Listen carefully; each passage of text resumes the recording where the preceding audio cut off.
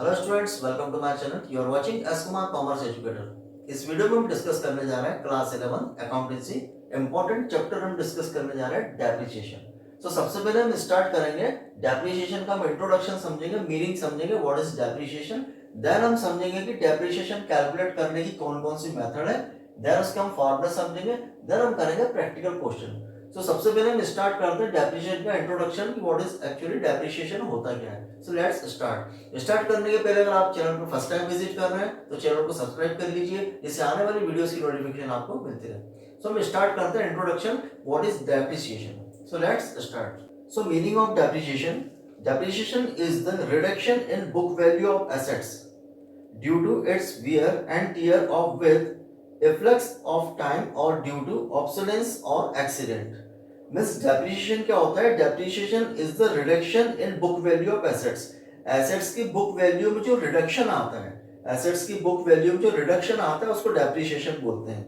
अब डेप्रिसिएशन जो होता है, क्या होता है कि जो एसेट्स की बुक वैल्यू में रिडक्शन हुआ है, जो डाउनफॉल हुआ है, एसेट्स की वैल्यू जो कम हुई है उसको डेप्रिसिएशन बोलते हैं।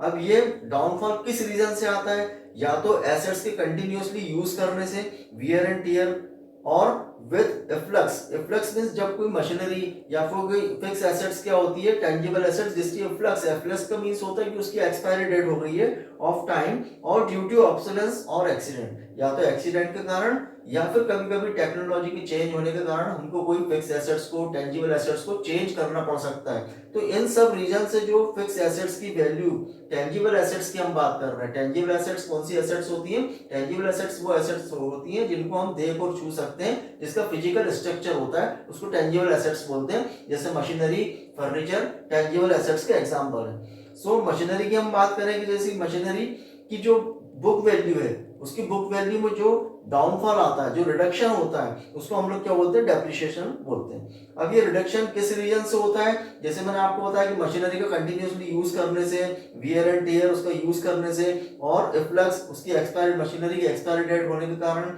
और फिर ड्यू टू ऑब्सोलेंस। ऑब्सोलेंस के मींस होता है कि उस मशीन को हमें रिप्लेस करना पड़ रहा है। रिप्लेस करना पड़ रहा है मतलब टेक्नोलॉजी चेंज हो गई है, उस मशीन को रिप्लेस करके हमें न्यू मशीन लानी पड़ रही है, तो पुरानी मशीन की वैल्यू क्या हो जाएगी? डाउन हो जाएगी। तो ऑब्सोलेंस के कारण और एक्सीडेंट या फिर किसी दुर्घटना के कारण मशीन की वैल्यू डाउन हो जाती है। मींस ये सब वो रीजन है जिससे फिक्स एसेट्स की वैल्यू क्या हो रही है? रिडक्शन हो रही है, रिड्यूस हो रही है, तो उसको हम क्या बोलते हैं? डेप्रिसिएशन बोलते हैं। इसके बाद हम समझते हैं कि डेप्रिसिएशन कैलकुलेट करने की कौन कौन सी मेथड है। 11th क्लास के सिलेबस के अकॉर्डिंग जो डेप्रिसिएशन कैलकुलेट करने की दो मेथड है। कौन कौन सी मेथड है? फर्स्ट है straight line method. First method कौन सी है? Straight line method. And second method है return down value method. Depreciation calculate करने की दो मेथड है 11th के सिलेबस के अकॉर्डिंग। कौन कौन सी मेथड है? फर्स्ट है straight line method, SLM straight line method, और सेकंड कौन सी है? Return down method, return down value. Straight line method को और भी हम बोलते हैं फिक्स इंस्टॉलमेंट मेथड। इसको हम क्या बोलते हैं? फिक्स इंस्टॉलमेंट मेथड भी हम इसको बोलते हैं। स्ट्रेट लाइन मेथड को फिक्स इंस्टॉलमेंट मेथड भी हम बोलते हैं, और रिटर्न डाउन वैल्यू को हम क्या बोलते हैं? इसको हम लोग डिमिनिशिंग मेथड भी हम इसको बोलते हैं। दो मेथड होती है। कौन कौन सी? Straight line method and return down method. इस वीडियो में हम डिस्कस कर रहे हैं straight line method. Fix instalment method का हम सब फॉर्मूला समझेंगे, और उससे कैसे हम मशीनरी अकाउंट बनाएंगे और कैसा उसका हम लोग ट्रीटमेंट करते हैं, इस वीडियो में हम डिस्कस करेंगे straight line method, fix instalment method. और सेकंड, जब नेक्स्ट वीडियो में हम डिस्कस करेंगे रिटर्न डाउन वैल्यू और डिमिनिशिंग मेथड के बारे में, हम सेकंड वीडियो में, नेक्स्ट वीडियो में हम डिस्कस करेंगे। हम स्टार्ट करते हैं, इसका फॉर्मूला समझते हैं कि डेप्रिसिएशन कैलकुलेट करने के कौन कौन से फॉर्मूला है। अगर आपको क्वेश्चन में परसेंटेज गिवन होता है, डेप्रिसिएशन का रेट ऑफ परसेंटेज अगर आपको क्वेश्चन में गिवन है, तो उसका फॉर्मूला होता है cost of, total cost of assets multiply by rate upon 100। Depreciation calculate करने की या तो आपको क्वेश्चन में गिवन होगा रेट ऑफ डेप्रिसिएशन। जब रेट ऑफ डेप्रिसिएशन गिवन होगा तो डेप्रिसिएशन का फॉर्मूला क्या होगा? डेप्रिसिएशन का फॉर्मूला होगा depreciation is equal to cost of assets multiply by rate upon 100।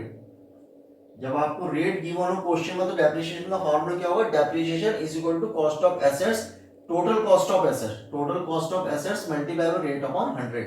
जब आपको रेट गिवन हो तब। और जब आपको क्वेश्चन में रेट गिवन ना हो, तो हम लोग डेप्रिसिएशन का आपको एस्टिमेटेड वर्किंग ईयर आपको गिवन है या स्क्रैप वैल्यू क्वेश्चन में आपको गिवन है, तब डेप्रिसिएशन का फॉर्मूला क्या होगा, depreciation is equal to total cost of assets and minus scrap value and divided by estimated working year, estimated working year. Depreciation का अगर आपको रेट गिवन है तो कौन सा फार्मूला लगाएंगे हम, depreciation is equal to total cost of assets multiply by rate upon 100।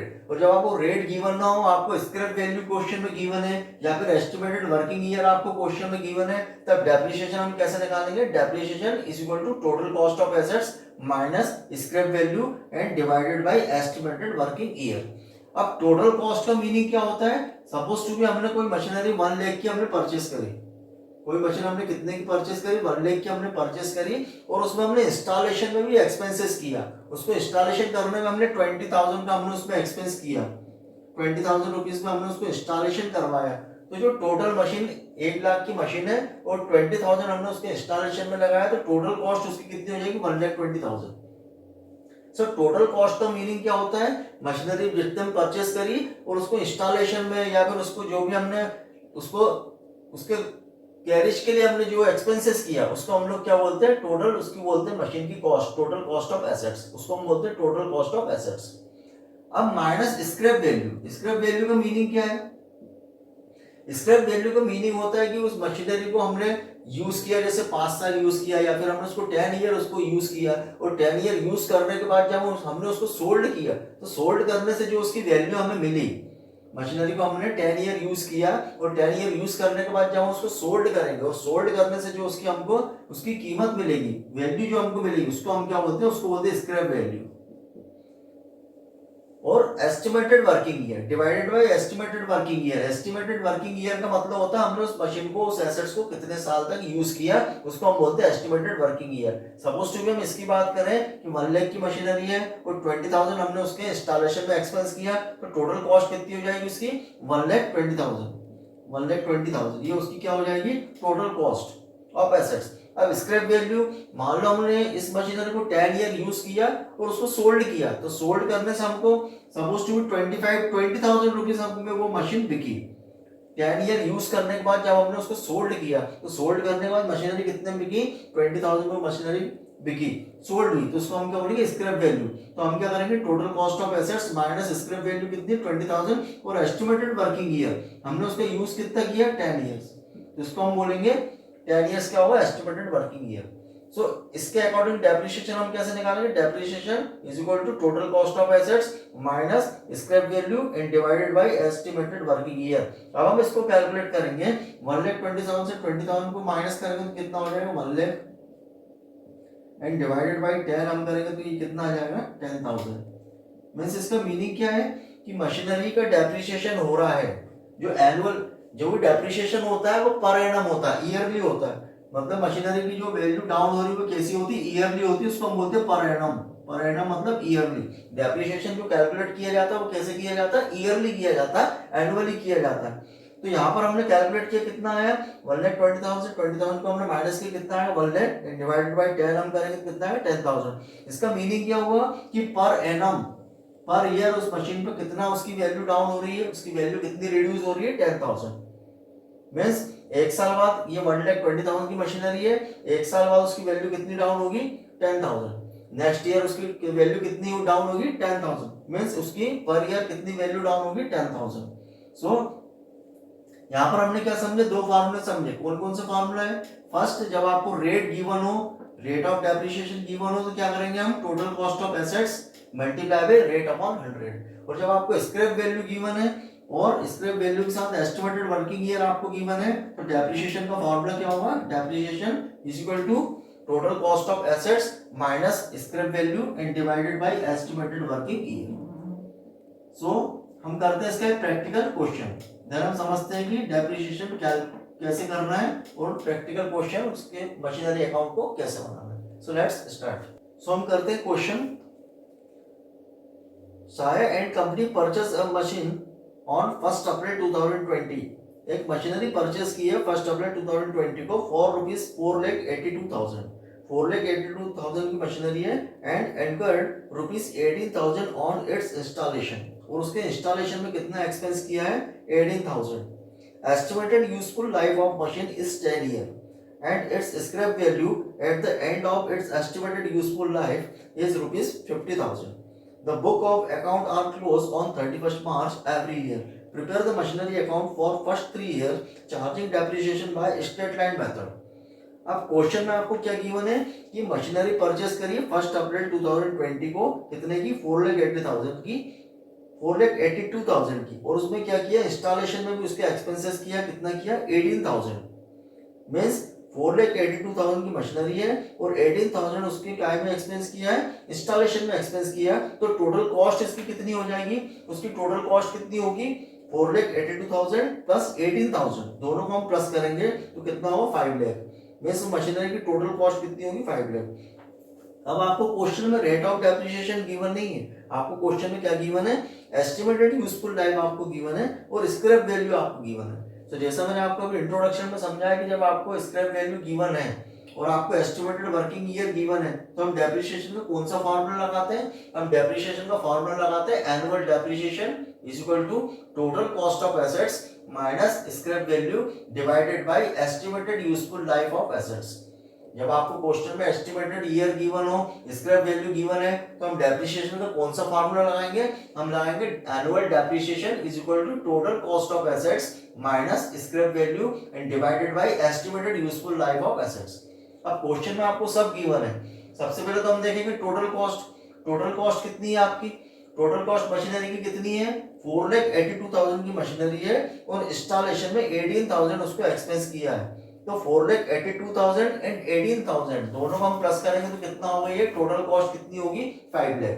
4,82,000 4,82,000 and 18,000 ये दोनों को हम प्लस करेंगे तो क्या हो जाएगा, ये आएगा कितना आपका 5 लाख। अब 5 लाख तो उसकी टोटल कॉस्ट है एंड माइनस स्क्रैप वैल्यू कितनी है उसकी 50,000। क्वेश्चन में आपको गिवन है उसकी स्क्रैप वैल्यू कितनी है, वो बोल रहे हैं कि estimated useful life of machine is 10 year and it's scrap value at the end of its estimated useful life is ₹50,000। सो यहाँ पर टोटल कॉस्ट ऑफ एसेट्स कितना है 5 lakh and minus scrap value कितनी है 50,000 and estimated useful life of assets कितना है 10 year. तो यहाँ पर हम कैलकुलेट करेंगे 5 लाख से 50,000 को माइनस करेंगे तो कितना होगा 4,50,000, उसको 10 से हम डिवाइड करेंगे तो कितना आएगा ₹45,000। क्या आएगा ₹45,000। ये क्या होगा एनुअल डेप्रिसिएशन, मींस जो मशीनरी आपने 5 लाख की परचेस करी उसका annual purchase per annum, per annum का मीनिंग क्या होगा कि उस मशीनरी पे 45,000 पर एनम क्या होंगे रिड्यूस होंगे, उसकी वैल्यू क्या होगी डाउन होगी। उसका डेप्रिसिएशन कितना है, एनुअल डेप्रिसिएशन हमने कितना कैलकुलेट किया ₹45,000। मींस इस मशीन पर एवरी ईयर 45,000 क्या होगा उसकी वैल्यू डाउन होगी। अभी जो हम क्वेश्चन कर रहे हैं वो कैसा फिक्स्ड इंस्टॉलमेंट मेथड, आपको क्वेश्चन में गिवन है कि जो डेप्रिसिएशन है वो कैसा है straight line method. Straight line method का मीनिंग क्या होता है, हमने अभी इंट्रोडक्शन में समझा straight line method. Straight line method का मतलब होता है कि जो डेप्रिसिएशन हमने निकाला है, स्ट्रेट लाइन मेथड का मींस होता है जो हमने डेप्रिसिएशन निकाला, कितना डेप्रिसिएशन है 45,000। अब ये 45,000 एवरी ईयर स्ट्रेट लाइन और फिक्स्ड इंस्टॉलमेंट मेथड के अकॉर्डिंग जब हम डेप्रिसिएशन क्वेश्चन करते हैं तो उसमें जो डेप्रिसिएशन निकला है पर ईयर हम क्या करेंगे उस मशीनरी से 45,000 को हम क्या करेंगे माइनस करेंगे। स्ट्रेट लाइन मेथड का मतलब होता है कि जो आपने एक बार डेप्रिसिएशन निकाला पर ईयर सेम अमाउंट ही हम मशीनरी अकाउंट से उसको माइनस करेंगे। 45,000 क्या होगा पर एनम, एवरी ईयर हम क्या करेंगे माइनस करेंगे, उसको बोलते हैं straight line method fix instalment method. मतलब जो एक बार आपका डेप्रिसिएशन निकला पर ईयर उतना ही मशीनरी की वैल्यू से या एसेट्स की वैल्यू से हम उतना अमाउंट रिड्यूस करेंगे, तो उसको बोलते हैं straight line method fix instalment method. तो यहाँ पर आपका डेप्रिसिएशन कितना निकला ₹45,000। अब 45,000 आपका डेप्रिसिएशन निकला, अब हमें मशीनरी अकाउंट बनाना है, कहां से मशीनरी परचेस कब हुई है, मशीनरी परचेस हुई है 2020 अप्रैल 1। मशीनरी परचेस कब हुई है क्वेश्चन में आपको गिवन है, मशीनरी परचेस हुई है 2020 अप्रैल 1 को मशीनरी परचेस हुई है। हमें मशीनरी अकाउंट बनाना है फर्स्ट 3 इयर्स का, फर्स्ट 3 इयर्स का मशीनरी अकाउंट बनाएंगे। तो मशीनरी हमने परचेस कब करी 2020 अप्रैल 1। अब 3 इयर्स कब होंगे उसके 20 के बाद 21 22, 3 इयर्स का हम बनाएंगे। अप्रैल 2020 से एक साल कब होगा 21 मार्च 31, देन 21 अप्रैल 1 से सेकेंड ईयर होगा 22 मार्च 31, देन होगा अप्रैल 22 से मार्च 23 में क्या होगा, ये 3 इयर्स होगा। तो हमें फर्स्ट 3 इयर्स का मशीनरी अकाउंट बनाना है, तो यहाँ पर हम मशीनरी अकाउंट बनाएंगे, ये लिखेंगे यहाँ सेंटर में मशीनरी अकाउंट, ये वाला क्या होगा डेबिट और यहाँ पर क्या होगा क्रेडिट। कोई सा भी हम अकाउंट बनाते हैं उसमें क्या होता है, लेफ्ट में क्या होता है डेबिट साइड होता है, वहां क्या लिखेंगे हम क्रेडिट लिखेंगे। अब मशीनरी अकाउंट हम स्टार्ट कहां से करेंगे, स्टार्ट हम करेंगे अप्रैल 1 2020 से हम स्टार्ट करेंगे। सबसे पहले हम डेट डालेंगे, फर्स्ट कॉलम क्या होगा डेट पर्टिकुलर अमाउंट, सेम यहाँ पर भी होगा date particular row and amount. तो यहाँ से हम स्टार्ट करेंगे मशीनरी अकाउंट। सबसे पहले हमने मशीनरी परचेस करें, कब परचेस की है 2020 अप्रैल 1 को हमने मशीनरी परचेस करी, तो यहाँ लिखेंगे टू बैंक अकाउंट। कितने मशीन आपने परचेस करी 4,82,000, और उसमें हमने इंस्टॉलेशन में भी एक्सपेंसेस किया। इंस्टॉलेशन में हमने कितना एक्सपेंसेस किया है अप्रैल 1 टू बैंक अकाउंट, कितना इंस्टॉलेशन में हमने एक्सपेंसेस किया 18,000। टोटल कितना हो जाएगा, दोनों को हम प्लस करेंगे, कितना हो 5 लाख। सबसे पहले हमने स्टार्ट कहां से किया मशीनरी अकाउंट, यहाँ लिखेंगे सबसे पहले 2020 अप्रैल 1 टू बैंक अकाउंट से हमने मशीनरी परचेस करी, कितने में 4,82,000 में, क्वेश्चन में गिवन है। देन अप्रैल 1 को हमने क्या किया टू बैंक अकाउंट से हमने इंस्टॉलेशन एक्सपेंसेस भी किए, कितने 18,000, दोनों को प्लस करेंगे तो कितना हो 5 लाख। ये टोटल कॉस्ट होगी किसकी मशीन की। देन यहाँ पे हमने डेप्रिसिएशन पर एनम का कैलकुलेट किया, कितना है 45,000। मिस ये मशीन की वैल्यू एक साल बाद कितनी डाउन होगी 45,000, उसकी वैल्यू क्या हो जाएगी डाउन हो जाएगी, रिड्यूस हो जाएगी। तो हम यहाँ पर क्या करेंगे आफ्टर 1 ईयर। अब ये 1 ईयर कंप्लीट कब होगा, क्वेश्चन में गिवन है कि मार्च 31 को क्या होते हैं अकाउंट क्लोज होते हैं, तो मार्च 31 को अकाउंट क्लोज होगा। अकाउंट ओपन कब हुआ अप्रैल 1 2020, क्लोज कब होगा 2021 मार्च 31 को, एक साल बाद अकाउंट क्लोज होगा 31 मार्च को। तो डेप्रिसिएशन कितना हमने कैलकुलेट किया 45,000। अब 45,000 उसकी वैल्यू क्या होगी डाउन होगी, तो यहाँ लिखेंगे हम बाय डेप्रिसिएशन अकाउंट, कितना कितने डाउन होगी वैल्यू 45,000। तो यहाँ पर टोटल कॉस्ट कितनी है 5 लाख। 5 लाख से एक साल बाद मशीन की वैल्यू कितनी डाउन होगी 45,000 डाउन होगी। तो 5 लाख से 45,000 को माइनस करेंगे तो कितना आएगा, 5 लाख से 45,000 को माइनस करेंगे तो कितना आएगा 4,55,000। ये क्या हम लिखेंगे by balance carry down. Miss machine का एक साल बाद बैलेंस कितना बचा 5 लाख की मशीनरी है, 45,000 उसकी वैल्यू डाउन हुई, तो उसके एक साल बाद उसका बैलेंस कितना बचेगा 4,55,000। ये होगा बैलेंस, क्लोजिंग बैलेंस मशीनरी का किस ईयर का, एक साल बाद 2020 अप्रैल 1 से 2021 मार्च 31 के बाद एक साल बाद उसकी मशीन का बैलेंस कितना होगा क्लोजिंग बैलेंस 4,55,000। यहाँ पे हम टोटल लगाएंगे कितना है 5 लाख, यहाँ पे टोटल कितना है 5 लाख। नेक्स्ट ईयर क्या होगा, ये तो फर्स्ट ईयर का है, सेकंड ईयर कहां से आएगा 2021 मार्च 31 के बाद क्या आएगा 2021 अप्रैल 1, यानी लिखेंगे 2021 अप्रैल 1। अब ओपनिंग बैलेंस जो क्लोजिंग है वो उसको यहाँ पर हम कहाँ लाएंगे ओपनिंग में लाएंगे, कितना हो जाएगा टू बैलेंस ब्रॉट डाउन, कितना बैलेंस है 4,55,000। अब मशीनरी की वैल्यू कितनी होगी 4,55,000। अब 4,55,000 एक साल बाद फिर से हम क्या करेंगे उसकी वैल्यू डाउन करेंगे कितनी 45,000, क्योंकि पर एनम कितना रिड्यूस हो रहा है 45,000। तो यहाँ बैलेंस कितना हो जाए 4,55,000। अब आफ्टर 1 ईयर एक साल बाद क्या होगा 2021 अप्रैल 1 के बाद एक साल कब कंप्लीट होगा 2022 मार्च 31, क्या होगा 2022 मार्च 31 बाय डेप्रिसिएशन अकाउंट, कितना डेप्रिसिएशन होगा 45,000। सो यहाँ पर हम इसकी वैल्यू यहाँ पे टोटल लगाएंगे तो कितना होगा 4,55,000। अब 4,55,000 से हम फिर माइनस करेंगे कितना 45,000, तो बैलेंस कितना बचेगा 4,10,000। 4,55,000 से हम कितना माइनस करेंगे डेप्रिसिएशन 45,000 को माइनस करेंगे तो कितना बचेगा 4,10,000। इसको लिखेंगे बाय बैलेंस कैरी डाउन। ये बैलेंस बचा सेकंड ईयर के बाद, तो इसको ओवरऑल टोटल करेंगे कितना है 4,55,000। इसका भी हम टोटल करेंगे कितना है 4,55,000।